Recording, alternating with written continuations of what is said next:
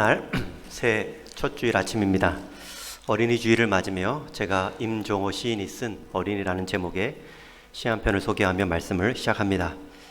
이 세상에서 제일 아름다운 보배, 하나님께서 사람을 사랑하셔서 이 땅에 상으로 보내어 행복의 웃음꽃 피우게 하신 신비로운 보배, 이 세상의 희망, 우리 나라의 희망, 우리 교회의 희망, 우리 가정의 희망, 알아줘야 하고 믿어줘야 하고 기다려줘야 하고 돌봐주어야 하지. 아 예뻐라. 마지막 끝은 어린이들을 향한 아 예뻐라 감탄사로 끝이 납니다. 우리가 어린이 주일을 맞으며 어린이를 꼭 나이로만 제한하여 적용할 필요가 없습니다. 우리 다음 세대, 우리 주일학교 학생들 모두를 어린이로 보며 격려할 수 있습니다. 또 어린이 내 아이로만 제한할, 육신의 자녀로만 생각할 이유도 없습니다. 우리 관계 안에 다음 세대들, 우리의 기도 대상들 중에 우리 다음 세대들 다 어린이로 여기며 받아 격려할 수 있습니다. 미국의 오프라 윈프리라는 유명한 방송인이자 작가인 그녀는 자녀가 없지만 아이에 관한 이런 명언을 남겼습니다. 아이가 인생의 어두운 면에서 구원받을 때마다, 우리 중 하나가 아이의 삶을 변화시키기 위해 노력할 때마다 우리는 자신의 삶에 빛과 치유를 더하는 것입니다. 아이의 어두운 면을 밝게 하는 것, 또 아이의 어려운 삶 하나를 변화시켜주는 것, 빛을 비추고 어려움을 변화시켜주는데 여러분, 그 결과는 우리 자신의 빛이 비추고 우리 인생의 치유를 경험할 수 있다. 오프라 윈프리는 자녀가 없는데도 이런 진리의 명언을 남겼습니다. 다음 세대 자녀를 섬김으로 하나님은 우리를 진리의 빛으로 깨닫게 하실 때가 있고요, 우리 마음의 상처와 관계의 어려움을 회복시키며 성숙해 하실 때가 있습니다. 우리 자녀는 우리 부모가 일방적으로 양육의 책임으로만 관계 맺지 않습니다. 우리는 자녀를 통해, 다음 세대를 통해 내게 얼마나 큰 특권과 배움의 기회가 있는가, 쌍방향의 관계임을 경험합니다. 물론 자녀들 생각하면 말 듣지 않을 때 눈물 골짜기를 지날 때도 있고, 어느새 자녀를 볼 때마다 입에서 나도 모르게 욕이 나오는 상황을 맞이할 수도 있습니다. 그럼에도 자녀의 총량, 플러스와 마이너스를 비교해 보면 항상 남는 편이 자녀입니다. 다음 세대입니다. 교회에서도 아가 소리 많이 들리고 있습니다. 아가 소리만큼 우리의 마음을 기쁘게 하는 소리가 없죠. 아가 소리라면 우는 소리도 반갑습니다. 어른들은 자라면서 아이들, 우리 자녀들을 보고 다음 세대들을 보며 순수함과 미래에 대한 가능성을 새롭게 배우고 도전받습니다. 오늘 함께 읽은 본문은 성경에서 유일하게 예수님의 어린 시절을 표현한 본문입니다. 성경 본문 누가복음에 기록된 이 말씀이 유일하게 예수님이 처음 하신 말씀도 나오죠. 저는 오늘 이 본문을 통하여서 어린 시절 예수님을 대했던 요셉과 마리아의 모습을 통해 두 가지 교훈을 얻고자 합니다. 첫 번째는 오늘 41절 말씀에 보면 그의 부모가 해마다 유월절이 되면 예루살렘에 올라갔다 말씀합니다. 여러분, 41절 해마다 그의 부모가 예루살렘에 올라갔기 때문에 42절 예수님도 그 부모 따라 예루살렘에 올라갑니다. 6월절이 되면 성인 남자는 13세 이상 모두가 6월절을 지키기 위해 예루살렘에 올라가야 했습니다. 이미 성인 남자인 아버지 요셉은 그 절기를 지켰고 아내마저도 의무는 아니지만 함께 올라가 절기를 지켜왔음을 알 수 있습니다. 그런데 예수님은 지금 12살입니다. 아직 성인의 나이에 1살이 남아있지만 다음 해부터 이제 성인의 율법을 지켜야 될 의무사항을 미리 준비하는 과정으로 함께 올라간 것처럼 여겨집니다. 이날 유월절은 유대 땅 안에 있는 사람들만 모인 것이 아니라 전 세계 해외에 흩어진 유대인들도 예루살렘에 올라가 유월절 지키는 것을 큰 기쁨, 영광으로 알았기 때문에 해마다 유월절 시기에는 예루살렘 성 안에 많은 유대인들로 가득 차 있었습니다. 한 문헌에 보면 200만까지도 모인 적이 있었다 말하죠. 여러분, 요셉과 마리아는 매해 유월절 절기를 지켰습니다. 이 부부는 가정의 좋은 신앙 정통을 자기 신앙 습관에 따라 자녀에게 전수하고 있습니다. 요셉과 마리아가 부모로서 귀한 역할을 감당하는 모습이지요. 소년 시절의 예수님은 부모의 신앙 교육 따라 함께 예루살렘에 올라가고 있습니다. 여러분, 이 지점이 얼마나 은혜가 됩니까? 예수님도 어린 시절에는 부모님의 인도함 따라 신앙 교육 예루살렘에 올라갑니다. 만약 요셉과 마리아가 유월절에 대한 이해가 적고 절기와 성전에 대한 믿음이 약했다면 오늘의 사건은 일어나지 않았고요. 예수님의 지혜는 더디 자랐겠지요. 52절 말씀에 보면 예수님의 지혜도 점차 자라갔다고 기록합니다. 육신의 몸을 입고 사람으로 오신 예수님도 지혜가 점차 자라가는 인생이었습니다. 그런데 그 과정에 누가 쓰임을 받습니까? 부모가 쓰임 받습니다. 부모가 해마다 지킨 그 절기의 습관들, 부모가 주일마다 드린 그 예배의 습관들, 부모가 먼저 하나님께 속한 것들을 구별하여 드리는 내 인생의 우선순위를 지켜가는 그 습관들, 결국 그 습관들이 우리 자녀들에게 은연중에 영향을 미칩니다. 대개 부모의 입맛은 자녀들이 따라온다고 하죠. 부모님이 좋아하는 음식 습성이 자녀들에게 이어지는 경우가 많습니다. 그런데 자녀들은 부모의 입맛만 쫓아오지 않습니다. 생활 습관도 보는 대로 자기도 모르게 은연중에 배어 나갑니다. 늘 부모와 어른들의 입술에 하나님에 대한 감사와 찬양이 있다면 하나님 믿는 사람은 하나님을 먼저 찬양하는 것이구나. 하나님을 의지하는 사람은 먼저 하나님께 기도해야 되는 것이구나. 그냥 보고 배우는 것입니다. 당시의 절기를 맞아 유대인 성전은 많은 유대인들이 모였는데 그 당시의 성전은 헤롯 왕이 지은 성전입니다. 헤롯 왕이 지은 성전의 목적은 신앙적이지 않고요. 백성의 환심을 얻어 자기의 통치 권한을 안정되게 만들기 위함이었습니다. 예수님의 부모였던 요셉과 마리아가 절기마다 성전에 올라가며 이 사실을 모를 리 없습니다. 그럼에도 요셉과 마리아는 이 성전의 헤롯의 의도를 예수님께 소개하지 않죠. 부정적인 것보다도 이것을 통해서 우리가 함께 모여 절기를 지킬 수 있다. 그것을 행함으로 긍정적으로 가르치고 있습니다. 올라갈 때마다 성전의 모습이 점점 상업화됩니다. 타락해 갑니다. 돈 바꾸는 곳, 자기 이익을 취하는 곳으로 변질됩니다. 때로는 타락한 제사장 소리도 들리고 돈만 밝히는 종교 지도자 이야기도 들립니다. 그럼에도 요셉과 마리아는 그러한 부정적인 면을 예수님께 말하지 않고요. 오히려 그 부정적인 현실을 교정할 수 있는 신앙의 기본을 먼저 세워줍니다.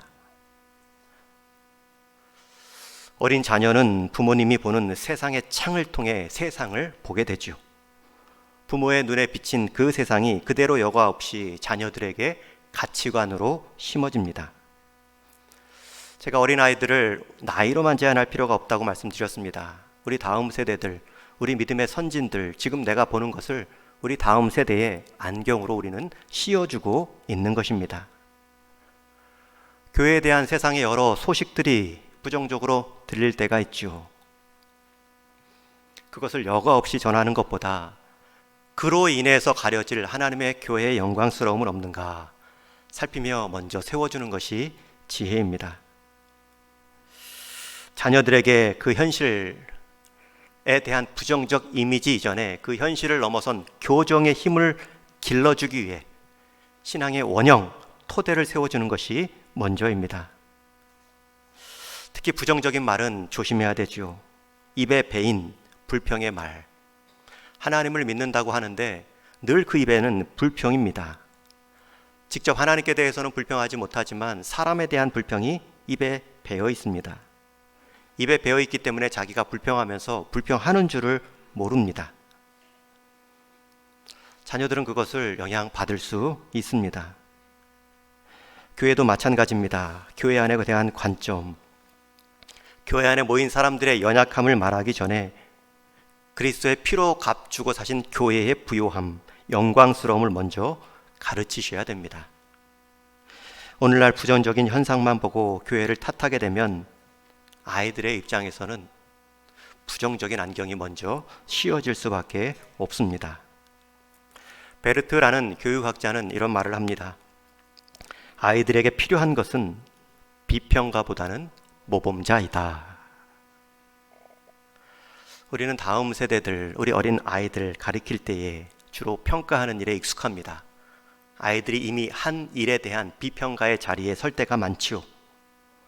그러나 교육에 더 효과적인 것은 아이들이 한 일에 대해 비평하는 것이 아니라 아이들이 할 일에 대한 모범을 보이는 것이 더 효과적이다라고 말합니다. 우리는 때로 내가 무엇을 가르칠 수 있는가? 나도 모범적이지 못한데, 나도 신앙이 없는데, 그렇게 하며 마땅히 가르쳐야 될 모범에서 변명하며 물러설 수 있습니다. 지금은 고인이 되었지만 시각 장애인임에도 불구하고 미국에서 유학을 마치고 미국 정부의 차관보까지 오르신 강영우 박사님이라고 계십니다. 이분에게 두 아들이 있는데 장남 큰아들 진석에 대한 이야기를 제가 책에서 봤습니다. 어느 날 우연히 초등학교를 다니던 이 큰아들 진석이의 일기장 내용을 아내로부터 이 강영우 박사님이 듣게 됩니다. 우리 아빠는 앞을 보지 못하는 시각 장애인입니다. 그래서 나랑 자전거도 못하고 공놀이도 못하고 할 수 있는 것이 아무것도 없습니다. 아빠 입장에서 이 아들의 부정적인 내용에 대해 큰 충격을 받은 강영우 박사가 그날 밤 책 한 권을 들고 아이가 누워 침대에 있는 머리맡에 가서 앉습니다. 진석아, 아빠가 신기한 거 보여줄게. 아빠는 깜깜한 데서도 진석이에게 책을 읽어줄 수 있단다. 그리고는 불을 끈 채 점자책으로 된 동화책을 읽어주기 시작합니다. 긴 분량의 내용을 아기가 잠들 때까지 다 읽어주었습니다. 그리고 다음날 아침 그 모습을 본 아들이 신기해서 학교 친구들에게 자랑하지요. 너희 아빠는 껌껌한 데서 책 읽을 수 있니? 우리 아빠는 아무것도 보이지 않는 데서 내가 잠들 때까지 책을 읽어줄 수 있어. 아빠의 할 수 없는 점만 이야기했던 그 아들이 이제는 아무도 할 수 없는 그 일을 아빠가 하는 일에 대해 자신감 속에 친구들 앞에 이야기하고 있습니다. 이 아들이 나중에 미국 대학에 입학할 때에 진학 에세이를 씁니다. 미국 대학 입학은 이 에세이가 굉장히 중요합니다. 그 에세이 제목, 그 글감의 제목이 어둠 속에 들려준 동화 이야기입니다. 그때의 기억을 바탕으로 아버지와 함께 자라난 자신의 성장기를 썼는데 대학 감독관들에게 큰 감동을 주었고 결국 대학에 합격합니다.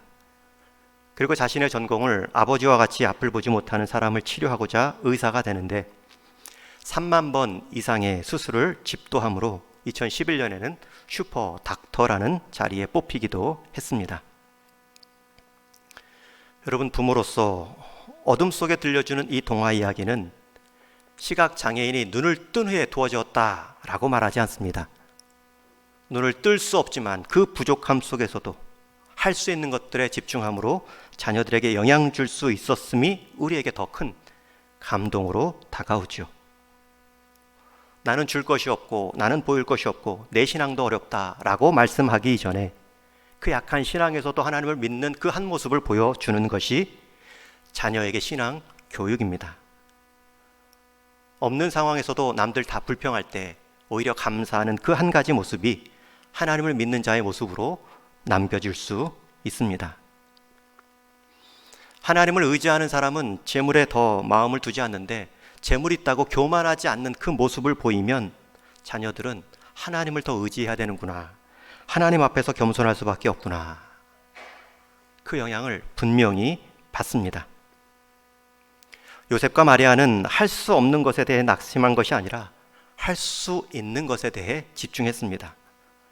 여러분, 예수님의 부모 요셉과 마리아는 개인 성전세를 드릴 때 집 비둘기를 드릴 수밖에 없었던, 양이나 더 큰 소를 드릴 수 없었던 어려운 가정의 형편입니다.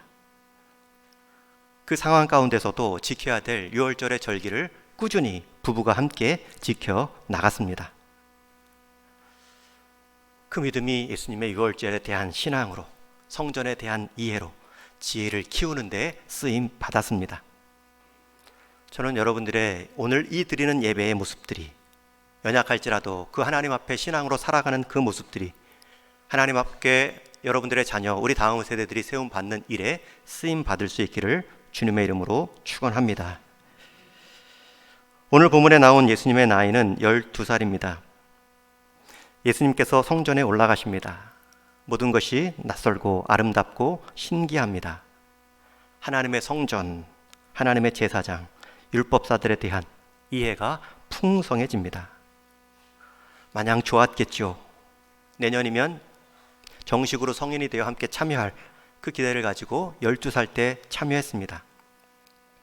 그곳의 자리가 얼마나 좋은지 부모가 떠난 줄도 모르고 그 성전에 남아서 지혜를 더욱 배우고 있습니다.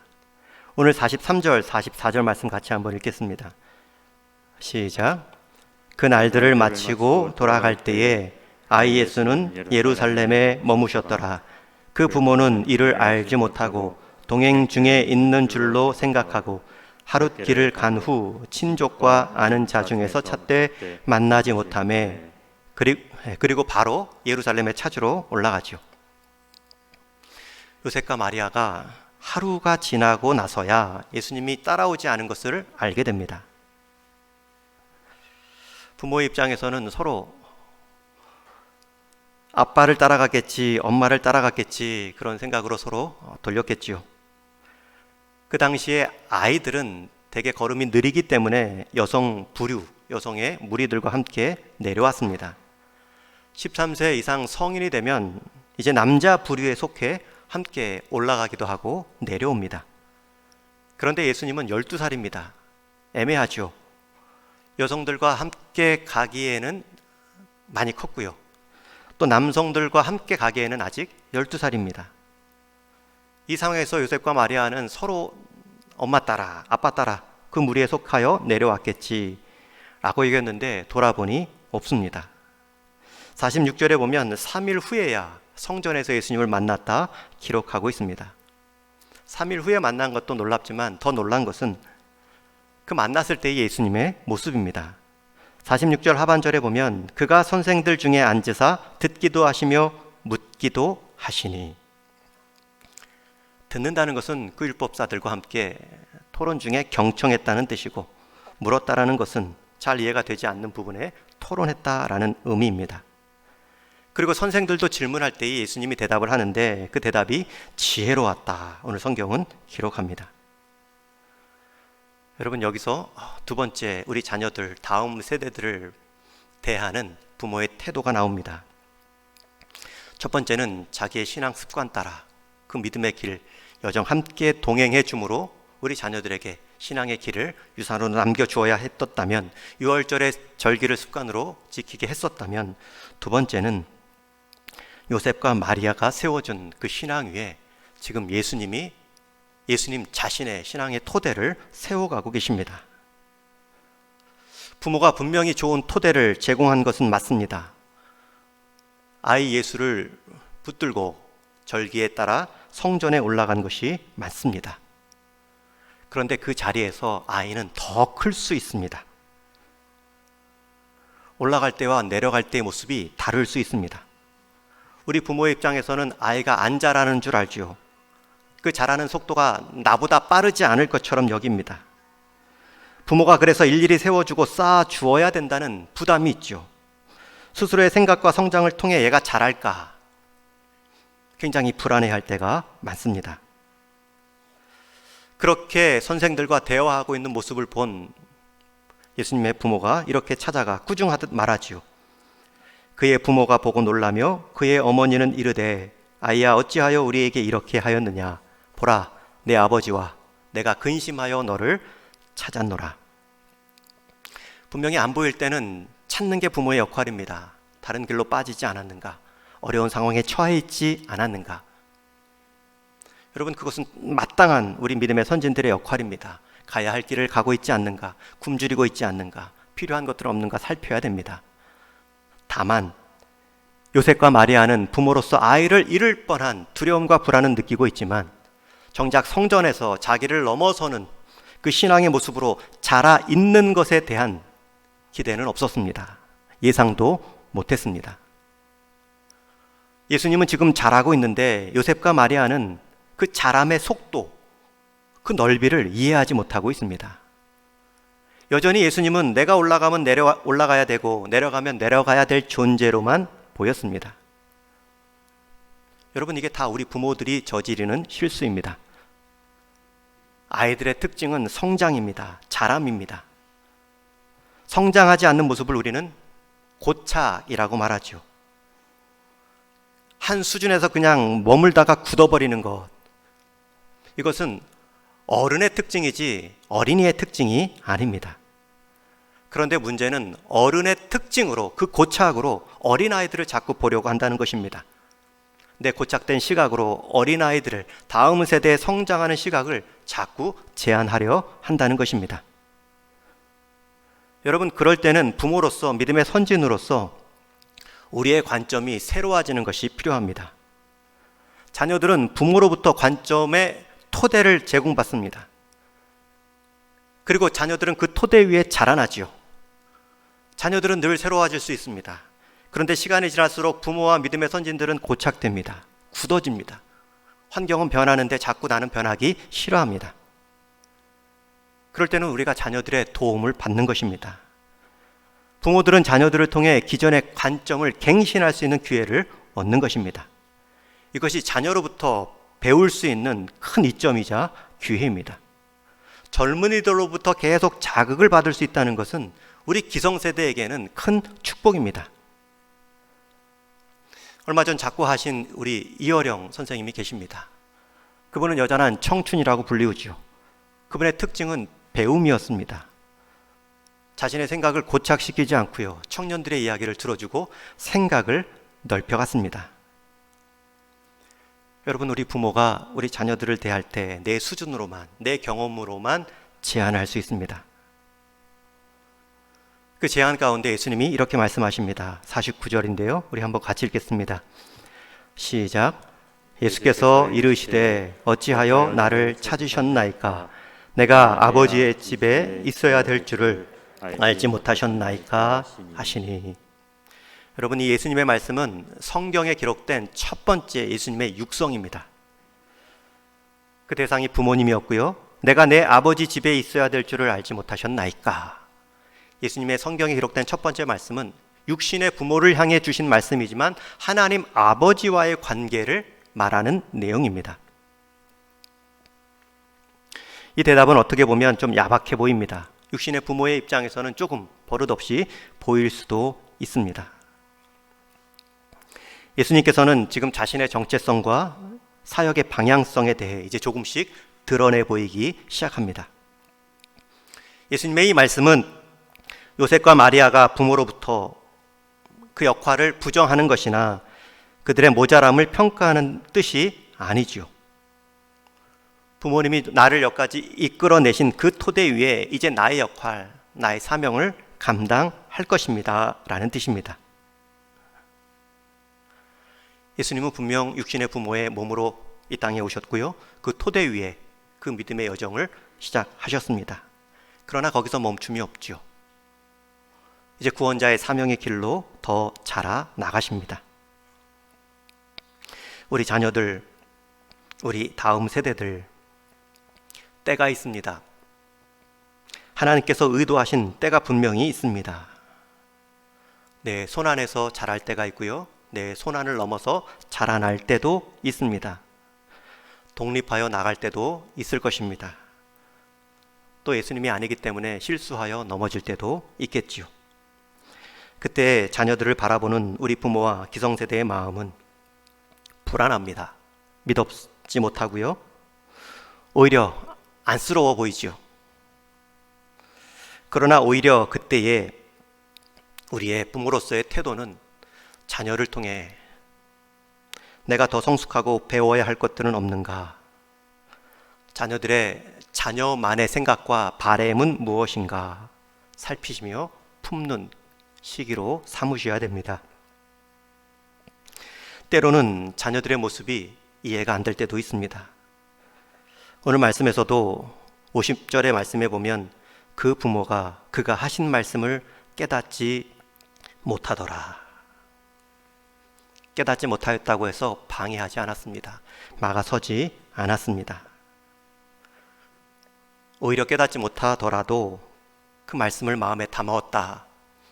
어머니의 모습을 볼 수 있습니다.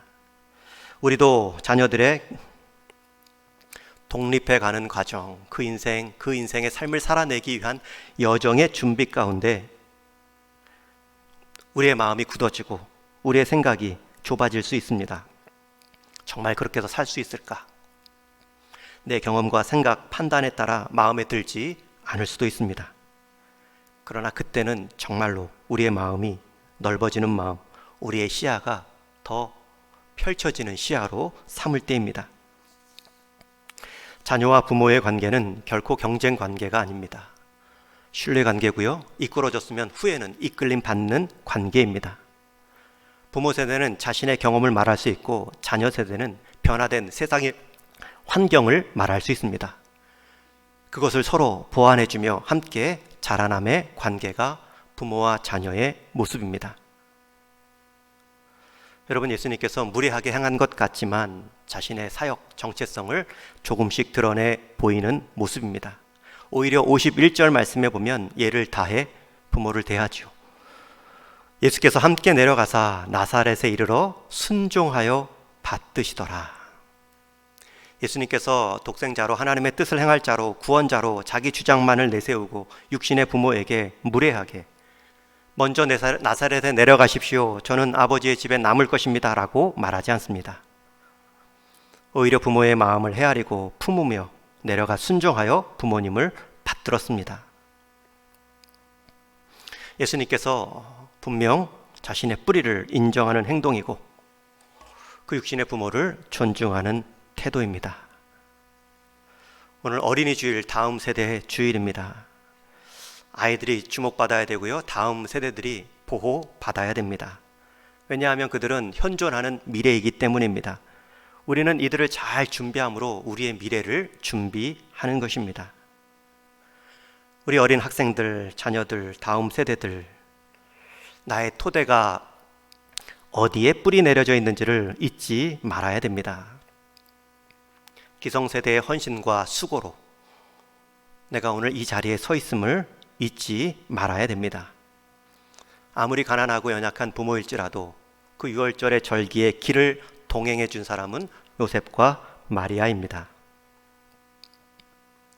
자기 홀로 서기를 말할 때에도 예수님은 하나님 아버지와의 관계를 먼저 이야기했습니다.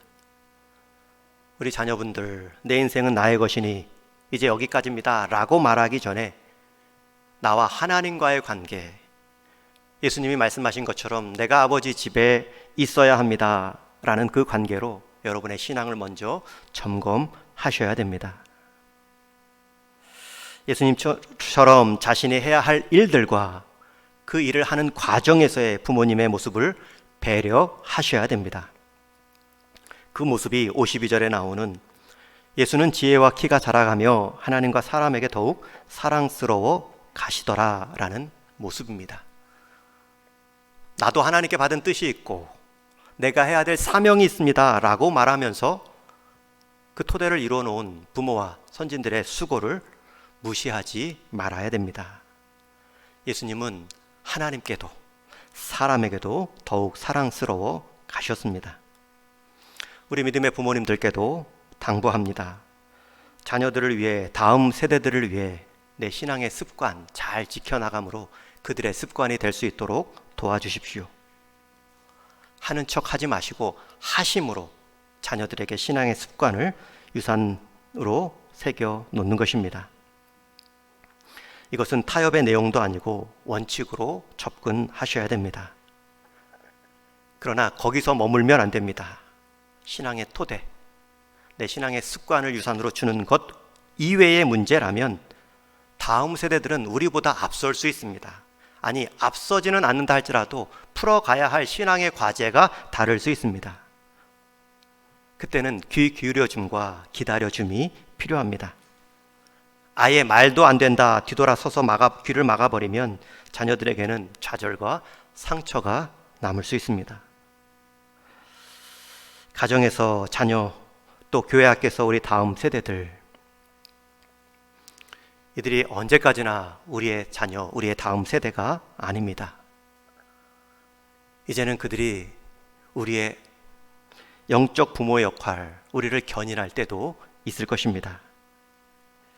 저는 우리 동인의 모든 성도님들, 우리 안에 영적인 습관으로 자녀들에게 귀한 습관을 내려줄 뿐만 아니라 오히려 자녀들이 또 홀로 서는 그 과정에서는 인내와 기다려줌,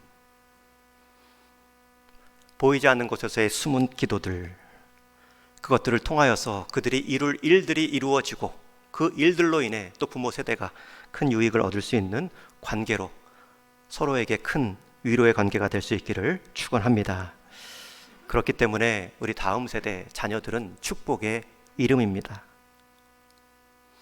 너무 속이 상해 썩을 놈이라는 표현이 나도 모르게 나왔다라는 부모님의 말씀들을 듣습니다.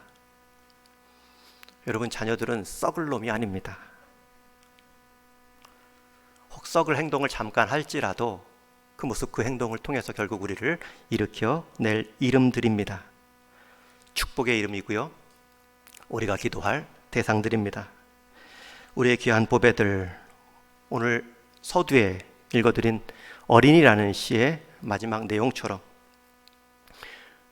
이 땅에 선물로 상으로 보내어 행복의 웃음꽃을 피우게 한 신비로운 보배, 이 세상의 희망, 우리나라의 희망, 우리 교회의 희망, 우리 집의 희망. 그러니 알아줘야 하고 믿어줘야 하고 기다려줘야 하고 돌봐주고 사랑해야지. 우리의 다짐으로 다음 세대가 자라고 그들의 자람으로 우리도 함께 더불어 자라나가는 우리 가정과 교회 되기를 주님의 이름으로 축원합니다. 하나님 감사합니다. 어린이 주일을 맞으며 다음 세대들을 기억하고 축복하며 그 의미를 한번 돌아보게 하시니 감사를 드립니다. 우리에게 보내주신 하나님의 선물임을 믿고 믿음으로 양육하오니 우리의 연약함으로 물러서지 않게 하여 주옵시고 그 연약함을 사용하시는 하나님의 강력함을 신뢰하며 믿음의 토대를 놓을 수 있는 우리 믿음의 영적 부모 되게 하여 주옵소서. 어린 생명들 한 사람도 세상길 가운데 떨어져 나가지 않도록 우리 하나님께서 우리의 기도 그물망 가운데 이들을 늘 안전하게 지켜주시고 무엇보다 헌신할 일꾼들이 많이 필요하오니 마음으로 몸으로 시간으로 물질로 헌신할 일꾼들이 우리 하반기 때의 코로나 시기 이후의 삶들을 사역들을 준비할 수 있는 일꾼들이 세움받게 하여 주옵소서. 우리 주님 예수님의 이름으로 기도하옵나이다. 아멘.